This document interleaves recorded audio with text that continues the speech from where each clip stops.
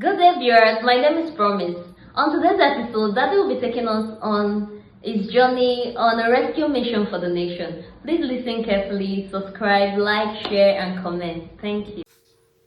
I'm Dr. David, first son of Chief Mubwari Egbiraise, on a rescue mission for my nation, Nigeria. In our last episode, we discussed the electoral process in India. And we found that although the setup in India looked something like Nigeria, they have a department that takes care of elections, and they have an elections commissioner that announces results. But we found that their system is backed up by very important electronic systems that makes it impossible for anyone to falsify results. And we concluded that if the Nigerian system will be able to use the EVM, that is the electronic voting machine, and the in-printer, which they use in India, our elections will become more credible.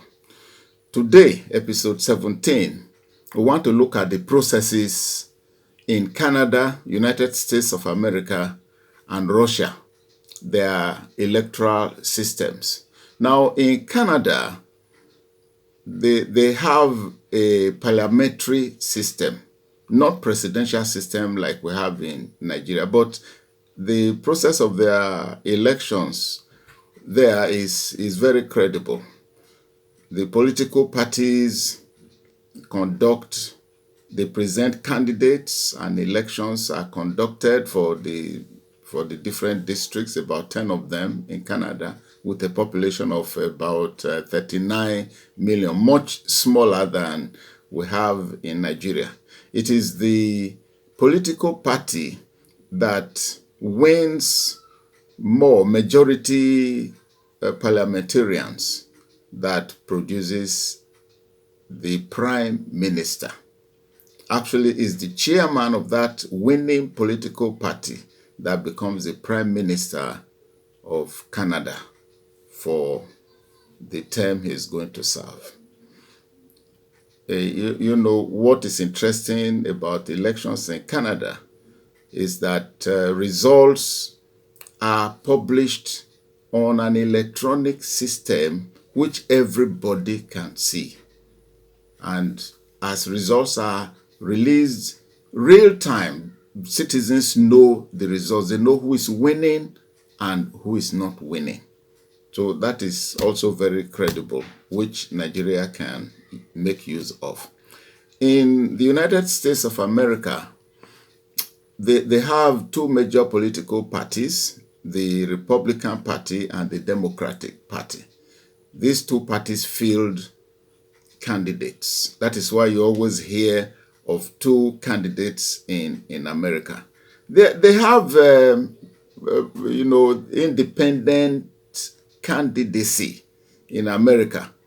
And although the law permits it, hardly do you hear of an independent candidate since the days of George Washington, who was the first and last candidate to win presidency under the independent candidacy. So today is always Republican Party and the Democratic Party.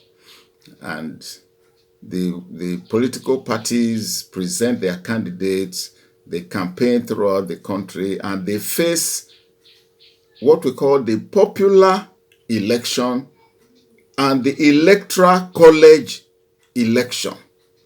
And it is the candidate that wins the electoral college election that wins. The electoral college has 528 voters, distributed, among the states according to the population of each state and according to the number of parliamentarians they have in Congress. So if California State, for example, that has a very large population, has, for example, I'm not saying exactly, has 400 parliamentarians, then they will have 400 voters.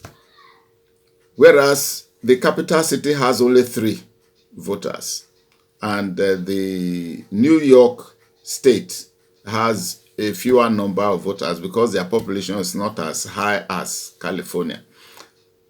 It is the president or is the candidate that wins the electoral college votes that is elected president. Now you want to ask me, if it is so, then why the popular vote? Why calling out the citizens to vote? I will tell you this in the next episode. So let's proceed to, and again, what you will notice is that in America, no one person comes to announce the winner of the election. Results are released real time on electronic systems. They have the smart system or the smart vote system, which is displayed in big screens throughout the state, and even for foreigners, other nations to watch. It makes election free, fair, and credible. People are able to see the results as elections are going on. That's how much we can say of the United States for now. Let's go to Russia. In Russia, they have a body that conducts election, and they have one person, that is the chairman of that body, that announces results. The Russian system is very interesting. I would say rather it is terrible. In fact, it's worse than what we have in Nigeria. And that tells me that all you need to know that a nation is corrupt is for you to know that that nation has a body that conducts election, and it's the chairman of that body that announces results. See what happens in Russia. In Russia, early this year, they conducted the 5th election for President Putin. And of course, Putin won when the chairman of that electoral umpire announced results. It was Putin that won the 5th time. And his term is 6 years. In other words, by the time he concludes this term, he would have ruled Russia for 30 years. And I'm sure if he wants to continue after this term, he will still win. You know, by the time they are conducting election, you know who will win the election. That's what happens in Russia. Nigeria should try by all means to get out of this system that is never credible. It's never fair. It's never free. We should be patriotic enough to say we want to deliver our nation from the throes of corruption and unfairness. This is how much we can say for now. In our next episode, we are going to zero in on elections in the United States of America. I want you to listen, to watch out, for that episode. I will tell you the details about how elections are carried out in the United States of America. My name is Dr. David, first son of Chief Mobuari Egbiraise. I will hand over now to my daughter Promise to conclude. God bless you. It's our intention to forward these findings and subsequent recommendation to the Presidency, the Senate, House of Reps, and of course the governors. If you're touched to facilitate this process, please see the screen for your candidates. Thank you.